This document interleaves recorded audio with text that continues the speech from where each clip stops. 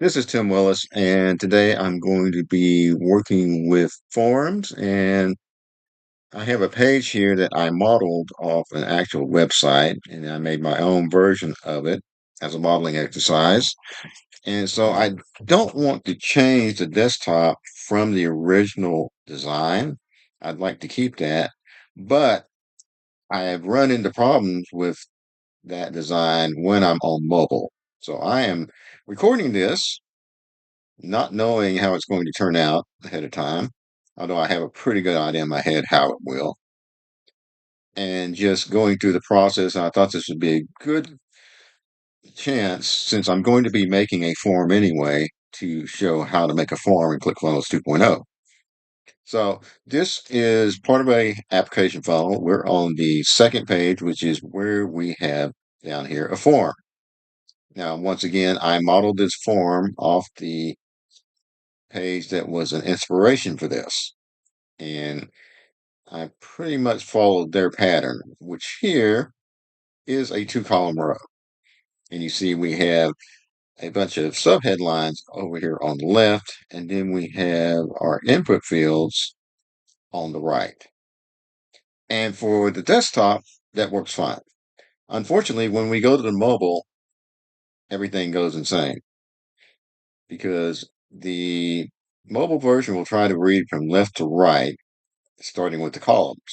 So it placed the right, so it placed the left column on top and the right column on the bottom, which isn't really what we want, and it's very confusing. So our mobile version is looking jacked up, and we need to fix that.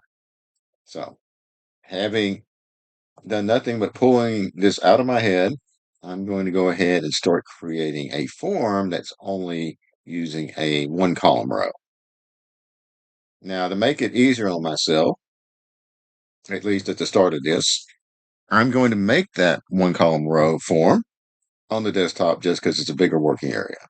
And then we'll have to adjust it when we get down to the mobile version. So I'm going to go ahead and add a row, one column,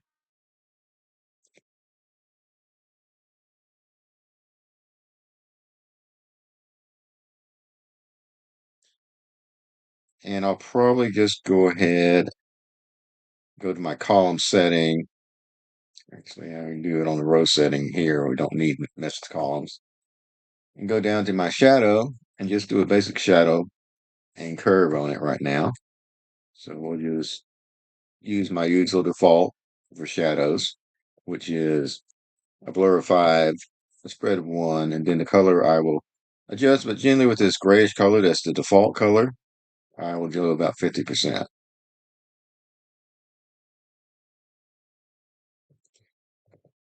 Then I also want to put some corners on here, so we'll put the corners on, and we'll just do it moderate. And the default is 4, we'll go 8. That's enough to give us a little curvature. We can adjust that later if we need to. Now, as well, just not confuse things too much. In my things, I mean myself, I'm going to go ahead and add some top margin here of, let's say, 60, just so on the desktop where we're working, we have some separation between the two column row and the one column row. So with that, I'm going to go ahead and save, and now we'll start making our form. I'm probably going to adjust the row height to, I'll probably be adjusting the row width at some point, but I'm not going to worry about that yet. So to start off with, I could start off with the subheadline or the input. So I am going to start with the input just because that's what strikes my fancy. So we want to go to form, go to input, and you see how long that is? That's why we're probably going to need to adjust the row size. But for right now, let's go ahead and set this to first name. It's required. Um, I'm working off a laptop, just touchpad, so it can be a little touchy sometimes. On the background color, I always like to put a slightly grayish color. That's just what I like to do. I generally go F7, F7, F7. I believe that's a color called sea salt, but don't hold me to that. But it just gives a little definition to that area of the input when you have a white background around it. And then we have two ways we could go about this.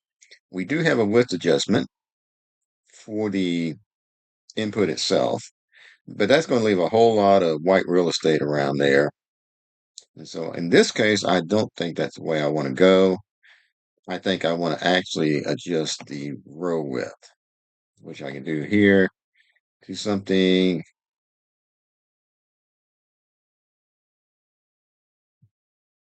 maybe I'll try 604. It's pretty decent. We can always change that later.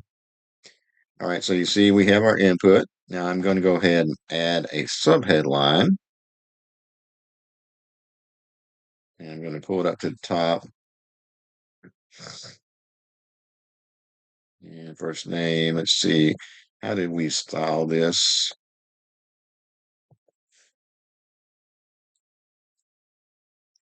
All right, it's open sans, it's 20. Our color is black. All right, we'll just go with that.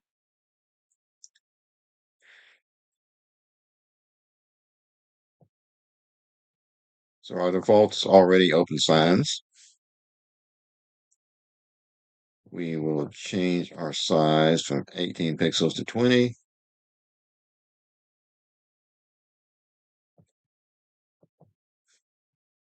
And make our color black.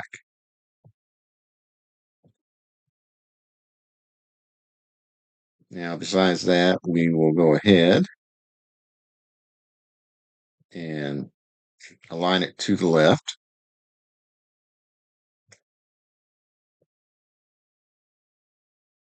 It's a little off kilter there. So let's go to our row. Yeah, sometimes when you just using the touchpad, things get a little nutsy. Let's go to the row, to our padding. Let's see what happens if we make that 20. All right, so 20 looks a lot better. What about 22? Okay, so I think it maybe be 25. Okay, I'm happy with that. That's pretty flush now for both the input column and the start of the subheadline. Yeah, it's already bold, so we'll just write first name.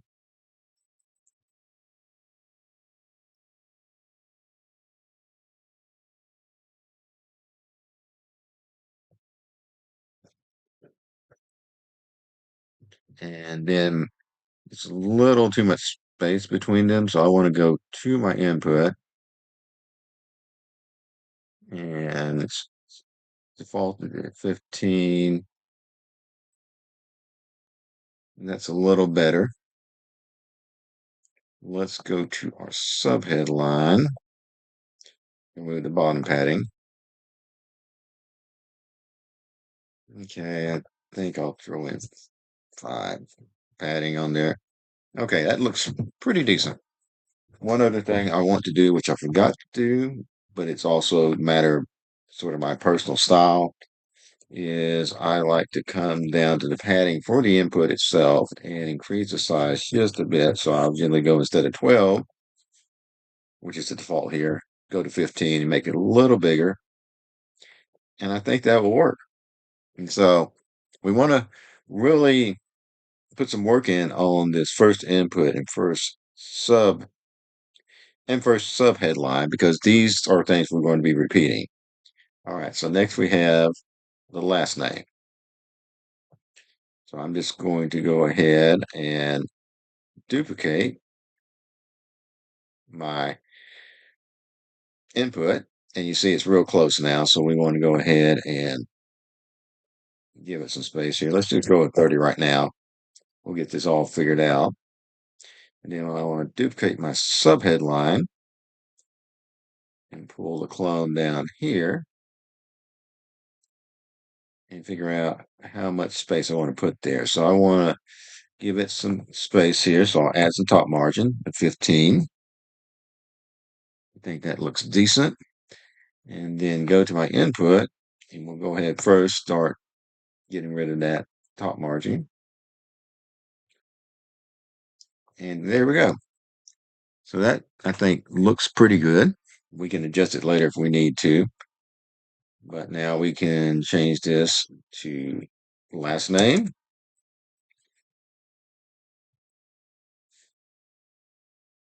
And then adjust our settings on our input for the last name. This is also going to be required. Now, everything else we've already stylized on that remains the same, so we don't have to go through all that again. All right, so we go back to what we're going to work with here.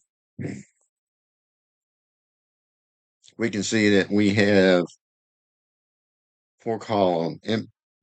We can see we have four input columns there. So what I'm going to do is go ahead and do the next two off screen just to save time. Then we will move on to some of these other styles of inputs we can use.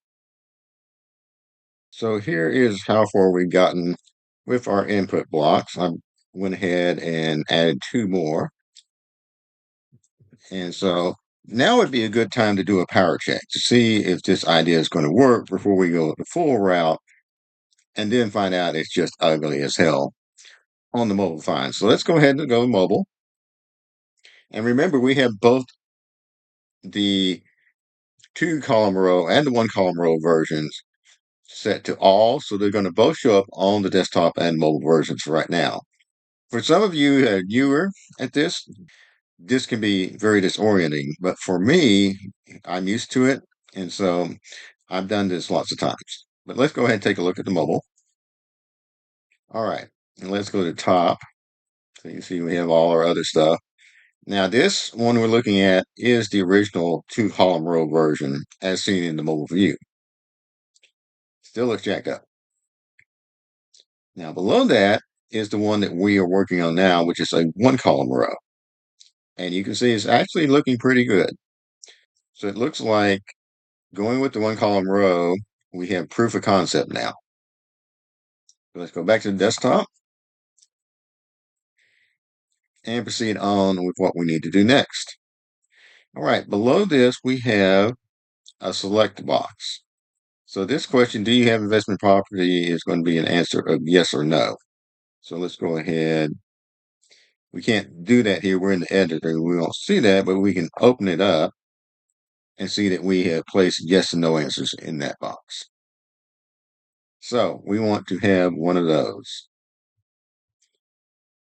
And you see that we have a couple of these, but we have it separated by a regular text input box. So let's go ahead and we'll just do both of those. So to start off with, we are going to add element, go to form, and choose select box. Now, it's going to be a little off because we don't have the styling from that. So we're going to have to go ahead and adjust that. So let's go ahead and start off with by duplicating this subheadline here. And we will stick it right there in the middle. And then that is going to be, do you have investment property?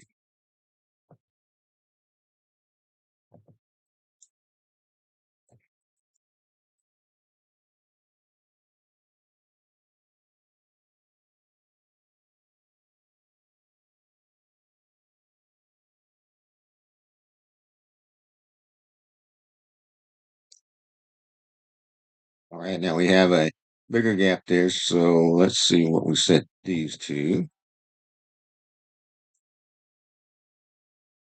having top margin there. So we must have pulled off the padding here. So we need to figure that out what we did. So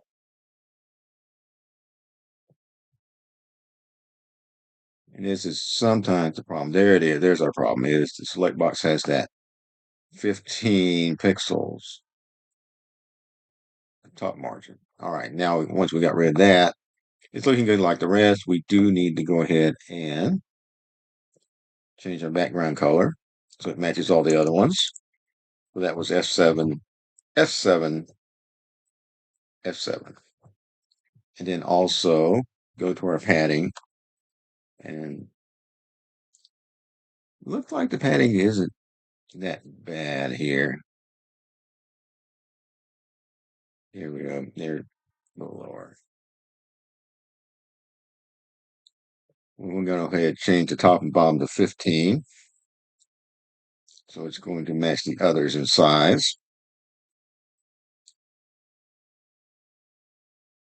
All right, we're looking good there. Now, what we need to do at this point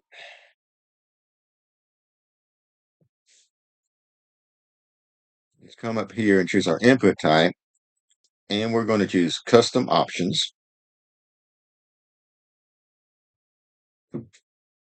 Now, when we do that, we need to give the input a name because these results are going to be recorded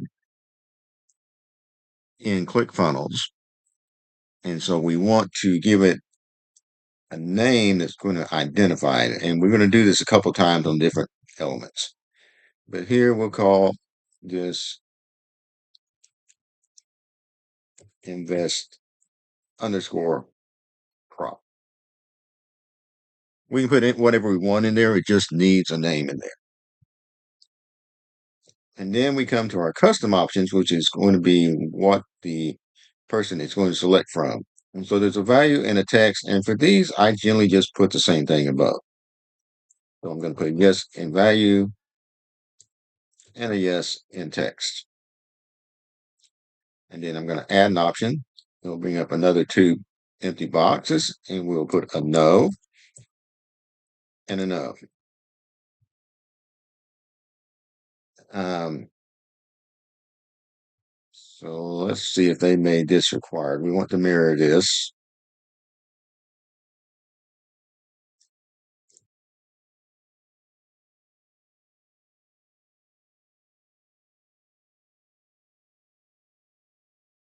So we did make it required. And actually, I need to adjust this so that the required items are going to have them asterisks by the subtitles, but we will get to that later. Let's go ahead and just make it required. And boom, chaka boom, we'll save.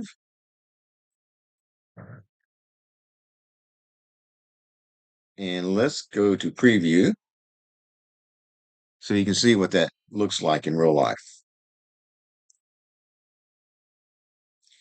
So you can see these are just input boxes that we can type things in, like our name and email address. So it's just text input.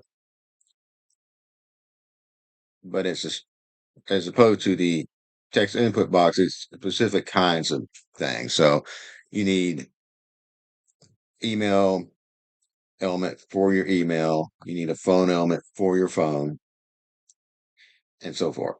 Now, the one we just did is this investment property. Do you have investment property line? So you see, if we click on that, it gives us yes or no. Now, right now, we're on the top one. Let's go down to the one we just did.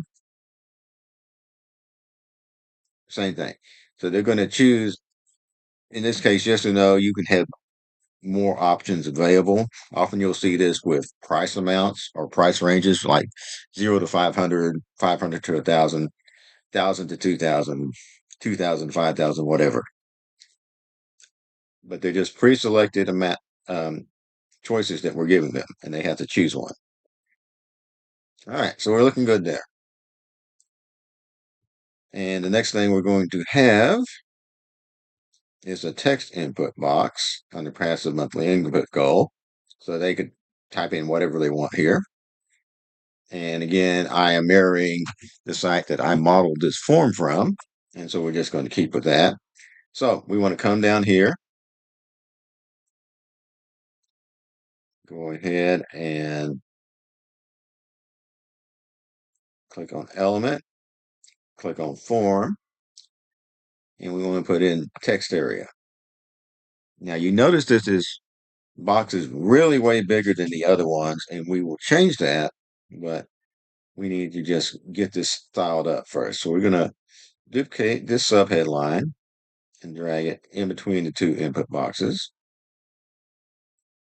We are going to go ahead and go to our settings. We'll go ahead and get rid of that top margin to start off with. We're going to select an input type of a custom type. And I need to do that. We're going to make it required. We will adjust the background color. If it seems like this is a little bit of a wild ride, I am basically doing this over the shoulder on the fly. So, but I thought it would be a good chance to make a video about creating a form, since I was going to have to do it anyway. All right, just in our padding 1515. Let's get out temporarily. Let's see what our actual question is. Okay, passive monthly income goal. So let's go down here.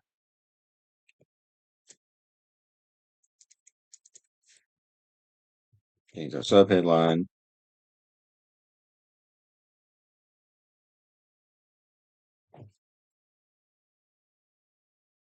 Okay, so we want to go back into our settings. We'll make this passive underscore income. All right. So now we've got our other problem that we have this big area here that's kind of not blending in with the rest. So we need to do some adjustment on that.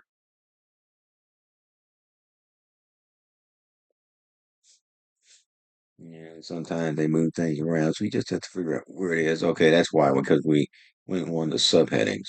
All right. That will also mess you up some. Okay.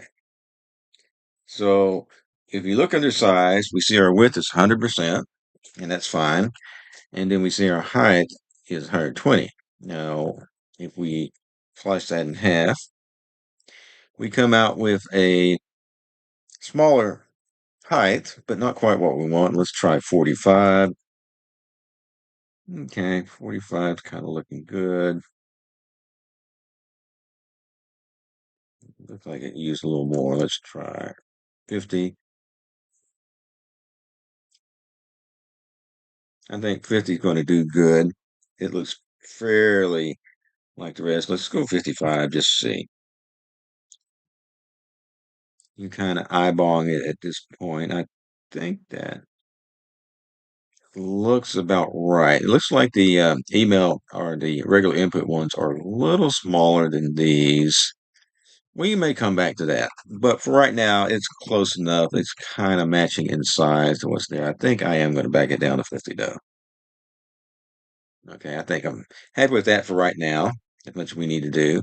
And so this text area is they can write in as much as they want. And let's go ahead and save it.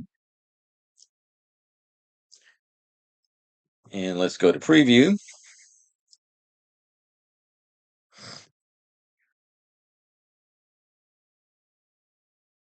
And so this passive monthly income goal is a text input box or a text box, but so are these two on the bottom. And the difference is the height of there. Now, here's where it gets a little freaky.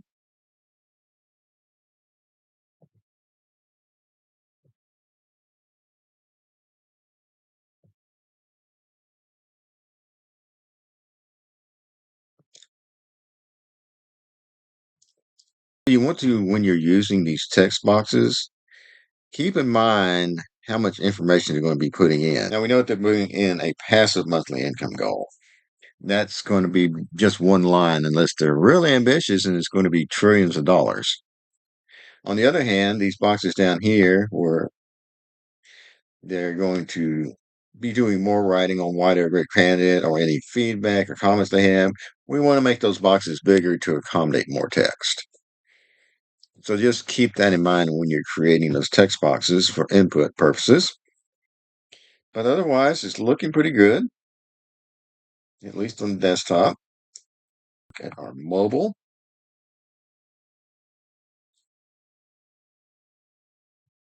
And it's looking good. We can see that the select box and the text box do appear to be slightly bigger than the standard input boxes. Again, we might make an adjustment on that, or we might be okay with it. We don't have to make that decision right away. Let's go back to desktop and look at what else we have.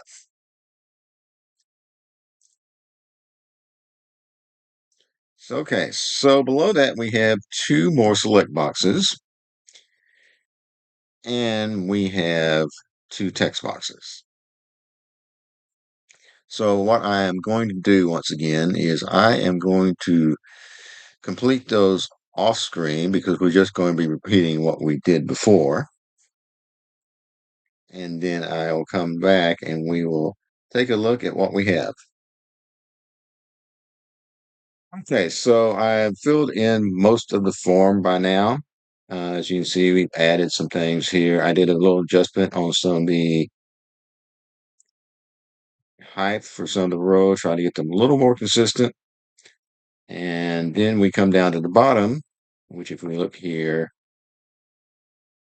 is these two right here. And so we got one left to do, but I wanted to demonstrate or show something here. So you see up here, we have why are you a great candidate for an investment?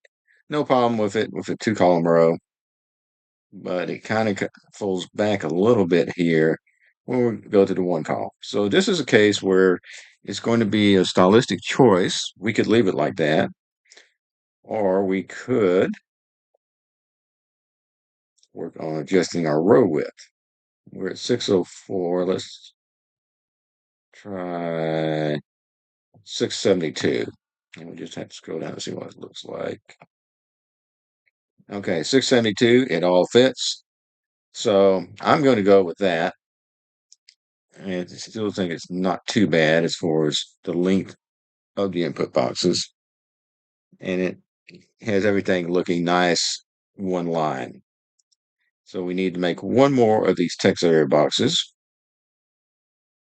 And of course, one more subtitle to go along with that.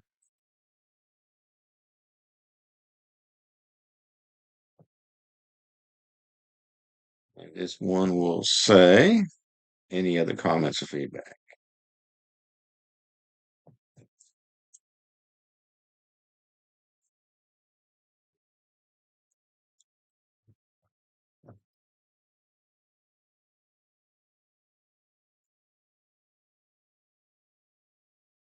All right, and then we're going to go into our text element itself. Change this label text. It's not being friendly. Sometimes your best bet is just to Control A and delete.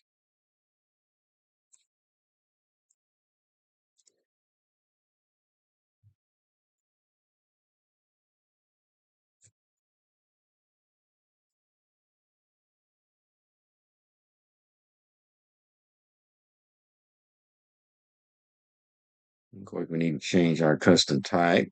We'll just put feedback.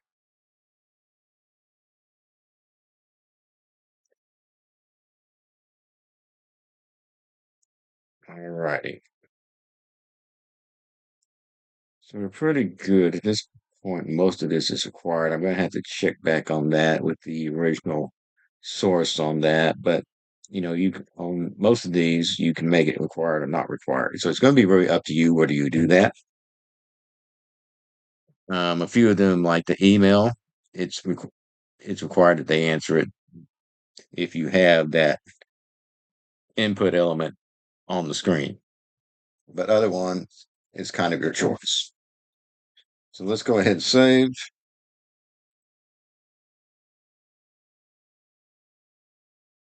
Let's take a look at how we look on mobile.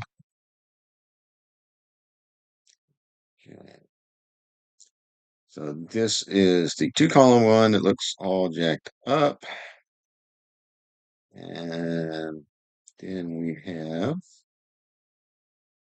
ours, which starts right here, which is the 1-column row. And it's looking pretty good.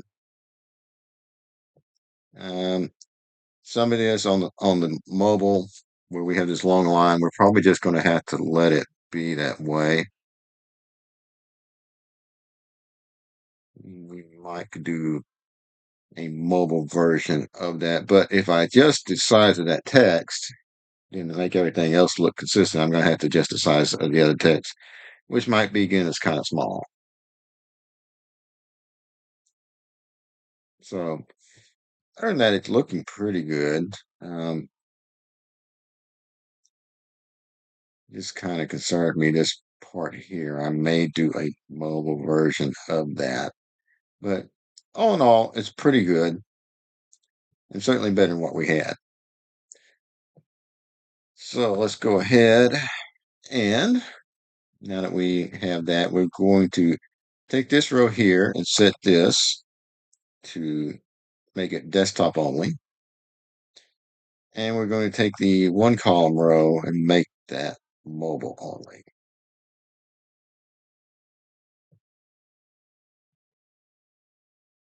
And then we want to go ahead and save and see how it looks in real time. So we'll go to preview.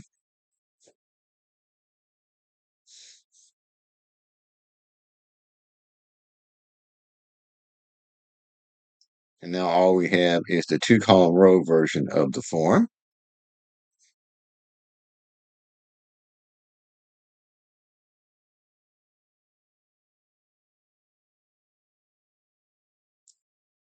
And if we go to mobile, which we generally do by squeezing out our browser for quick and easy, like this, we see that we've got it looking good there.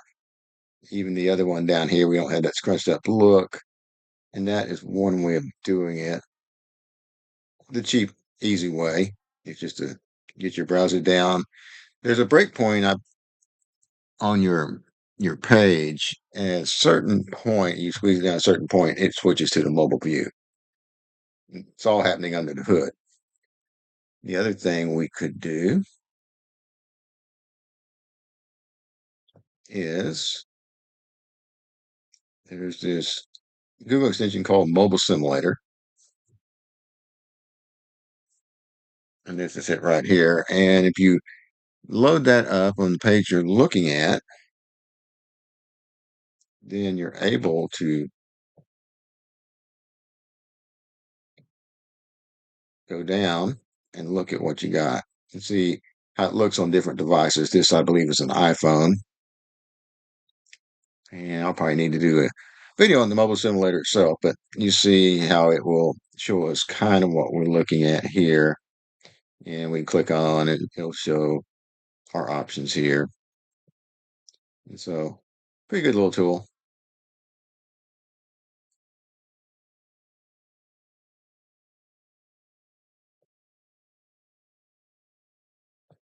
It is a little touchy some way, but you can actually use your scroll bar tools or your arrow buttons to go up and down easily. That part is a little annoying, but it looks, and you see that one line here, it's still kind of a little closer to the top. I may need to figure that out. But even at that, it doesn't look that bad. And it certainly looks better than what we started off with that 2-column row when it showed up in mobile. So, mobile simulator, all in all, that's a good way of doing things. And so that's kind of your options on your form. Now, on the form itself, it still needs a little work. I'm probably going to add some padding here and probably maybe add some padding on the mobile version, give a little more space on the top and bottom. But other than that, it looks a lot better than what we started with when we go to the mobile. So we kind of killed two birds with one stone here. One was just how to create a form.